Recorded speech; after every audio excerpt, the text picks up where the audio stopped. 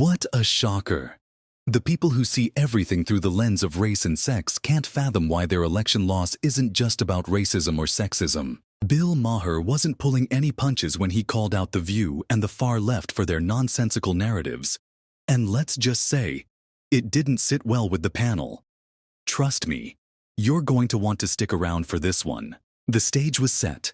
The usual suspects were seated, and Sunny Hostin was already prepared to unleash her well-rehearsed talking points. But today wasn't just another episode of The View. Today, Bill Maher's sharp commentary was front and center, and his words struck a nerve with Joy Behar and the rest of the panel. It started with a clip from Maher's recent show where he criticized the left's obsession with identity politics. And, boy, did that hit a little too close to home for the ladies of The View. Whoopi, visibly irritated, tried to laugh it off as if Maher's words weren't cutting straight through the nonsense.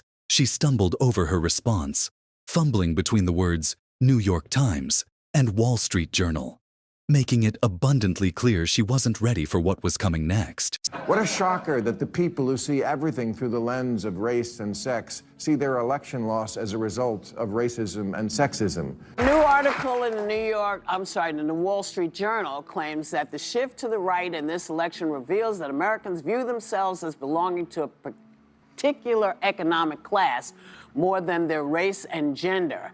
And Bill Maher said it's not the only thing Democrats got wrong. Sunny, of course, jumped in to give her take, claiming that Maher's argument ignored the realities of racism and sexism in America. She brought out stats and graphs to make her case, but conveniently framed them in a way that ignored the broader point Maher was making. In the clip, Maher pointed out the irony of white progressives being more obsessed with systemic racism than the actual minority groups they claim to champion. He said, "They don't want your pity. Black people want prices to go down, good jobs, and police when they call them. Stop digging, Democrats." Ouch! You could practically hear the silence on The View's set as the audience absorbed the brutal truth in Maher's words. Bill Maher said it's not the only thing Democrats got wrong. Take a look. Someone must tell the usual suspects on the far left that the saying is, when you're in a hole, stop digging. What a shocker that the people who see everything through the lens of race and sex see their election loss as a result of racism and sexism. Yes, if only we weren't so irredeemably unenlightened, we would have elected a black president by now. Oh, what, we did? Asked if racism is built into our society. White progressives agreed with that at higher levels than black and Hispanic people. They don't want your pity. And black people can't afford to indulge rich white people's need to endlessly flagellate themselves. They just want prices to go down and good jobs and the police when you call them. But instead of addressing the substance of Maher's critique, Sunny took the opportunity to rant about how racism and misogyny are alive and well. She even had the audacity to declare her personal experience as evidence, completely bypassing Maher's point about economic class being a more unifying factor than identity politics. I know that as a country, it's very difficult for people to believe that racism and misogyny, they're just alive and well. I think that we don't want to think that about ourselves, our neighbors, our friends, but it's my lived experience tells me that it does still exist, even if your lived experience doesn't tell you that it exists. Let me finish, she barked, cutting off Alyssa Farah Griffin mid-sentence. The irony was thick. Sunny, demanding respect in the middle of her own disrespectful outburst. Sunny didn't stop there. She argued that having a college degree makes voters more informed and rational. Really, Sunny? So, are you saying the working-class folks without degrees who voted for Trump are automatically less intelligent? Her comment exposed just how out of touch she is with everyday Americans who care more about kitchen table issues, like the rising cost of living, than the virtue-signaling narrative Sunny peddles. And, the facts support that. I think we have a graph. If you look at there's a clear racial divide in who voted for Trump as opposed to who voted for Kamala Harris. It's very clear. It's not only clear by race, but it's also clear by education.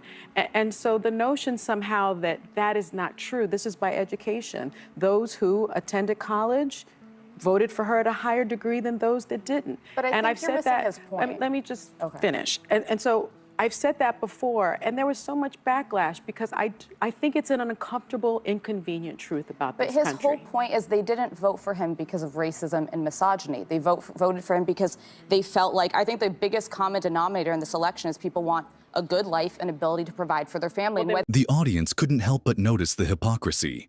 As Alyssa tried to bring up actual issues like inflation and the border crisis, Sunny and Whoopi quickly shut her down, pivoting back to their favorite talking points about systemic oppression. And whether we agree or not with Donald Trump. Trump's plans, Black people they are thought that he was one of the reflective. poorest demographics in this country, but they voted for Kamala Harris. But there was a split, and more of them voted for Donald Trump than had historically. I think that there's such a desire. If you really think the vast majority of this country voted because of racism and misogyny, I didn't you're say the missing vast- it. Most of my I didn't say family, the vast a lot of my majority, family doesn't Alyssa, have college but degrees. the stats are the stats. But that's not, it doesn't say They're- I'm they're- white, I voted for Donald Trump because of racism.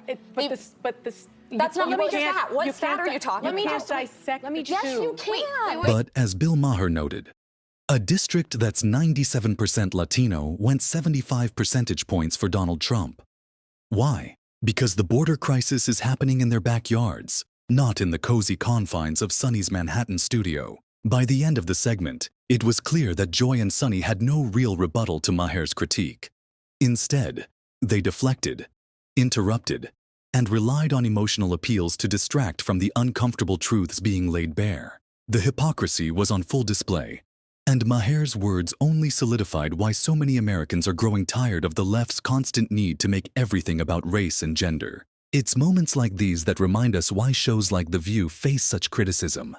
Instead of fostering real dialogue, the hosts choose outrage and drama, proving Maher's point even further. But hey, that's just my opinion. What do you think? Did Bill Maher hit the nail on the head? Or are Joy and Sunny justified in their outrage? Let me know in the comments below.